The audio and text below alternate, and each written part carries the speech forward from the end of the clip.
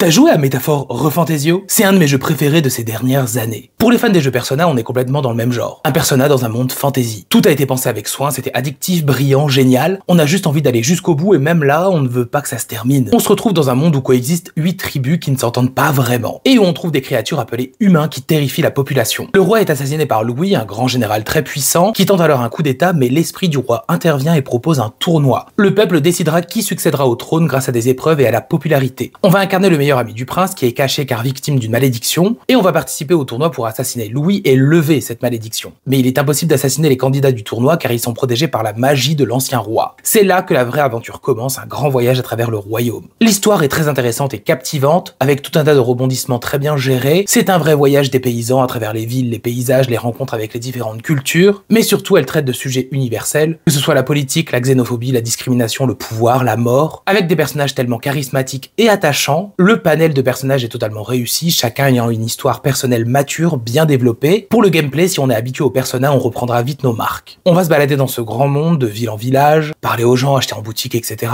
Et surtout se rendre dans des donjons remplis de monstres et bien sûr des boss. Les donjons sont assez simples par rapport aux villes, un peu dommage. C'est du tour par tour, avec toutes les subtilités que l'on connaît, les pouvoirs, les objets, les faiblesses, etc. Même si c'est plutôt classique, c'est extrêmement bien géré. On retrouve quelques nouveautés comme la symbiose, où l'on combine les compétences des personnages. L'excellent ajout, c'est qu'il y a une dimension temps réel avant les combats. Quand on explore, on tombe sur des ennemis, on peut leur asséner des coups, ce qui donnerait un avantage dans le tour par tour. Encore mieux si l'ennemi est plus faible, on le vaincra tout de suite sans passer par le tour par tour. Parfait pour aller plus vite ou monter nos persos, chaque personnage possède des archétypes, un pouvoir. Il en existe des tas, guerriers, mages, voleurs, etc. Chacun débloquant des compétences, gagnant de l'expérience pour évoluer et en débloquer d'autres même. On peut les équiper à n'importe qui, même transférer leurs compétences, de quoi donner des combinaisons folles. Ça donne tout un tas de possibilités, surtout si on ajoute tout l'équipement, les objets, etc. Il y a tellement de choses à faire pour nos personnages. Ce n'est pas un jeu facile, l'aventure suit un calendrier avec des jours. On est totalement libre de nos actions jusqu'à une date où un événement de la quête principale arrive. Il va falloir tout calculer pour pouvoir monter nos personnages, leur archétype, améliorer les relations entre eux, faire les quêtes annexes, les activités annexes. Si on est bien organisé, on peut tout faire dans les temps. Et il faudra du temps pour tout voir, ce jeu est long, parce qu'il y a tellement de choses annexes à faire. Les quêtes annexes qui renforcent l'univers, les vertus royales, des stats à développer très importantes pour la suite, et relations avec les persos qui débloquent pas mal de choses.